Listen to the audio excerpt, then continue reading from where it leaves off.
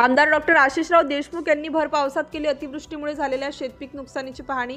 काल दिनांक 26 रोजी सावनेर कडमेश्वर तालुक्यातील तिडंगी, तेलगाव, दाढेरा, माडेगाव, नांदा गोमुख, सालई यासारख्या अनेक गावात पावसाच्या हाहाकारामुळे शेतकऱ्यांचे कापूस, तूर या प्रकारचे पीक फळबागा गळल्या, संत्र्याच्या झाडांचे नुकसान होऊन कित्येक झाडे पडली, भाजीपाल्याचे नुकसान झाले। या आसमानी संकटाची पाहणी आमदार डॉक्टर आशिषराव देशमुख यांनी अधिकाऱ्यांना सोबत घेऊन भर पावसात केली। स्वतः आमदार डॉक्टर आशिषराव देशमुख शेतकऱ्यांच्या बांधावर गेले व सर्व पिकांची पाहणी केली।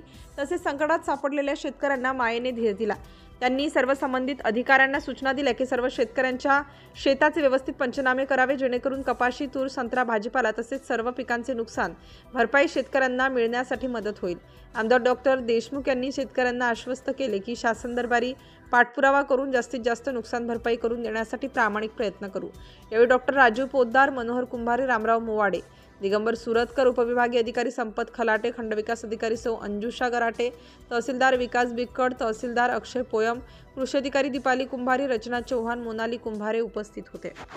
सिटी इंडिया न्यूजसाठी विशेष प्रतिनिधी चंदू मडावी।